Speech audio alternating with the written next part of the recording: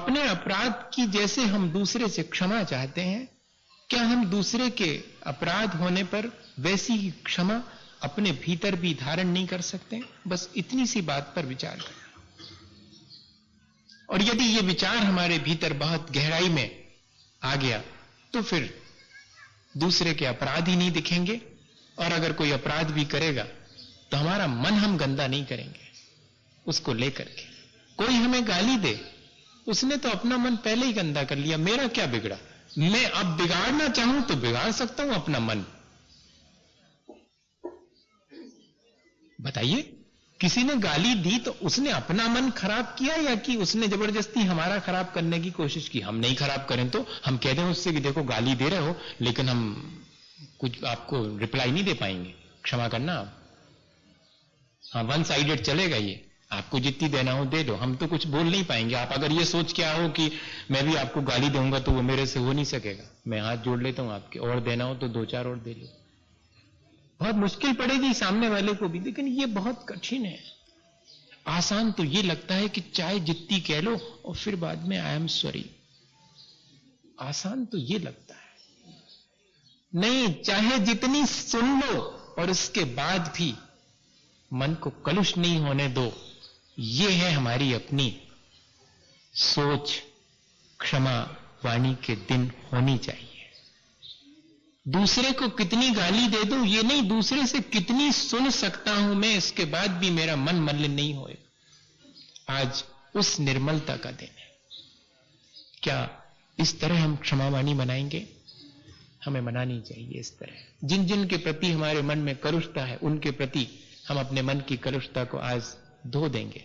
सामने वाले से कुछ नहीं कहेंगे, क्योंकि कई बार ऐसा होता है कि सामने वाला उस मानसिकता में नहीं होता और हम उससे जाकर के क्षमा मांगते हैं तो उल्टा वो और अधिक अपने मन को कलुषित कर लेता है। यह ध्यान भी रखना जरूरी है। इसलिए हमने सिर्फ दूर से ही अपने मन में क्षमा भाव धारण कर लिया। एक मुनि महाराज को तो सुबह, दोपहर, शाम तीनों समय सब प्राणियों के प्रति क्षमा भाव धारण करने के लिए प्रतिक्रमण करना होता है। सबके पास तो नहीं जाएंगे वो क्षमा मांगने, लेकिन अपने मन में वे सबके प्रति क्षमा भाव धारण करते हैं।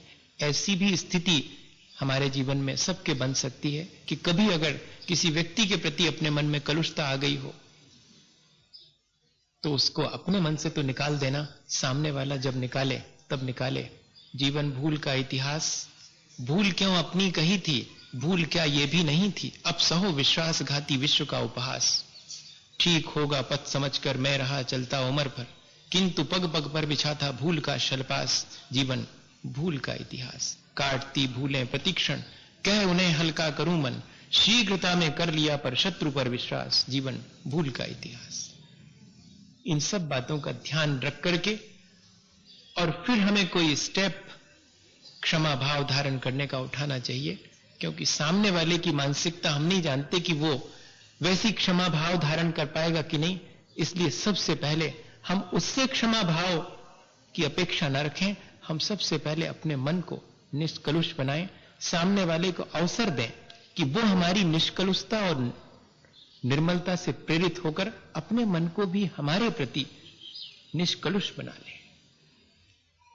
इतना भर हम उसकी मदद करें। सामने वाले से अपने लिए अगर क्षमा चाहिए है तो उसकी मदद करनी पड़ेगी, और वो मदद इतनी ही है कि मैं अपने मन को पहले ठीक कर लूं तो सामने वाले को भी मदद मिलेगी अपना मन ठीक करने के लिए। मुख्य यही चीज है। एक छोटी सी घटना है मुझे याद आती है। दो मित्र थे और दोनों के बीच में और बहुत प्रेम था, लेकिन समय ऐसा आया कि एक अपना घर छोड़ करके चला गया और एक अपनी पढ़ाई के लिए दूसरे शहर चला गया। दोनों अपने अपने घर को छोड़ के गए थे, लेकिन जो पढ़ने गया था उसने पढ़ाई पूरी करने के बाद सुना कि वो जो मेरा मित्र था जो घर छोड़ के चला गया था वो तो जंगल में डाकुओं के साथ हो गया है, डाकू बन गया है। बहुत दुख हुआ। बहुत मुश्किल है इस तरह होना। अगर वाकई में दूसरे के मन को निर्मल बनाना है तो अपने मन में भी उतनी ही निर्मलता होनी चाहिए। और वो चिंतित है कि मेरा मित्र अगर मुझे मिल जाता तो मैं उससे कहता, दोस्ती के नाते कहता कि तुम ये क्या करते हो। और सचमुच एक दिन ढूंढते ढूंढते जंगल में उसे सामने से आता हुआ एक घुड़सवार दिखाई पड़ा। लगा उसे कि यही तो मेरा मित्र है, घोड़े पर बैठा हुआ बंदूक लेकर जा रहा है। उसने कहा, ठहरो,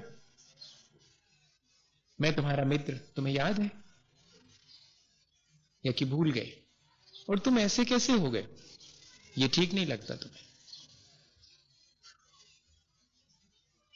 उस घुड़सवार ने पहचान तो लिया, पर सिर्फ इतना ही कहा कि एक तरफ हट जाओ, मित्रता के नाते तुमसे कुछ नहीं बोल रहा हूं, वरना इतनी बात कहने वाले की जबान उसके मुंह में नहीं रह पाती। बस इतना ही कहा। वो घबरा गया कि ठीक बात है, पर अगले क्षण जब वो निकल गया उसका मित्र, तब उसे ध्यान आया कि ठीक है, अगर वो मेरी जबान भी खींच लेता, अगर मुझे वो प्राणों से मार भी देता तो मेरा क्या बिगड़ जाता, पर वो तो सुधर जाता, मेरी तो गलती हो गई। अब मिलेगा तो मैं उससे कहूंगा कि तू मुझे मार ले, पर तेरा इस तरह होना मुझे अच्छा नहीं लगता। क्या इतनी तड़प दूसरे के प्रति उसकी कलुषता को दूर करने की अपने मन में होती है? क्या इस तरह का हमारा मन कभी बनता है? हम अपेक्षा तो रखते हैं दूसरे से,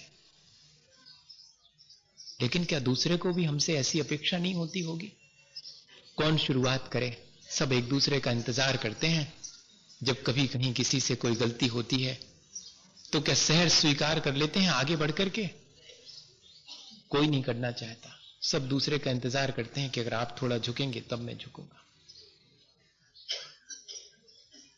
और किसी ना किसी एक को तो शुरुआत करनी ही पड़ेगी। और दूसरी बार फिर से उसी जंगल में मिलना हुआ तो उसने कहा, तू कह रहा था पिछले बार कि मैं जबान खींच लूंगा अगर मेरे से कुछ बोला तो तू खींच ही ले, लेकिन मुझे तो तेरे से कहना है कि ऐसा तेरा होना मुझे अच्छा नहीं लगता, मुझे बहुत दुख होता है। अब की बार उस घुड़सवार मित्र ने कुछ नहीं कहा, सिर्फ घोड़े से नीचे उतरकर सिर नीचा किए हुए घोड़े को लेकर के निकल गया। थोड़ा सा परिवर्तन तो दिखाई पड़ा। उस मित्र ने सोचा कि शायद मेरी ही कहीं कोई कमी रह गई, जो कि ये मेरे प्रति अभी भी मेरी बात पर गौर नहीं कर रहा, मेरा मित्र होने के बाद भी अपने जीवन को बिगाड़ रहा है। तीसरी बार मिलने पर उसने कुछ नहीं देखा और अपने मित्र से लिपट करके फूट फूट कर रोने लगा कि मुझे बहुत दुख होता है तुम्हारे इस तरह होने से। और तब वो जो डाकू हो गया था मित्र, उसने अपने मित्र के पैर छुए और कहा कि बस आज से ही ये सब छोड़ देता हूं। मैंने पहली बार ये अनुभव किया कि मेरे अपराध से किसी को इतना दुख पहुंच सकता है और कोई इतना दुखी हो सकता है तुम्हारे जैसा। अब मैं अपराध नहीं कर पाऊंगा। भैया, गलती करने वाले के प्रति यदि हमारे मन में ऐसा ही क्षमा का भाव है तो मानिएगा कि गलती करने वाले को भी एक बार सोचना पड़ेगा। हमारा जीवन हम पहले सुधारें, दूसरे के सुधारने की अपेक्षा न रखें। शायद क्षमावाणी इसीलिए आती है कि हम देखें तो अपने भीतर कि हमारे अपने संबंध कितने घृणा के हैं, कितने द्वेष के हैं, कितने प्रेम के हैं, कितने मित्रता के हैं। एक बार अपना ऑब्जर्वेशन तो करें कि हमारे मन में किस किस के प्रति कितनी कलुषता है। हम तो ये ऑब्जर्वेशन करते हैं कि दूसरे के मन में किसके प्रति कितनी कितनी कलुषता है। और कई लोग तो ये कहते हैं कि अपने शत्रु के घर जाकर के उससे क्षमा याचना करनी चाहिए। इतनी उतावली मत करना, मैं सलाह आपको ये देता हूं। हाँ, इतनी उतावली मत करना। आप अपना नहीं, उसका अहित करेंगे। आप जब तक अपने मन को निर्मल ना बना लें तब तक किसी और के मन में अपने प्रति शत्रुता को हटाने की प्रक्रिया शुरू ना करें। आप अपने जीवन को ऊंचा उठाते जाएं। आप दूसरे को शत्रु नहीं मान रहे हैं, वो आपको माने तो वो उसकी पीड़ा वो भोगेगा। मैंने आपको शत्रु कल तक माना था, आज मैं नहीं मान रहा हूं, मेरे मन से मैंने शत्रुता का भाव निकाल दिया। ये अप्रोच यदि हमारी है तो आज का हमारा ये क्षमाओनी मनाना सार्थक होगा।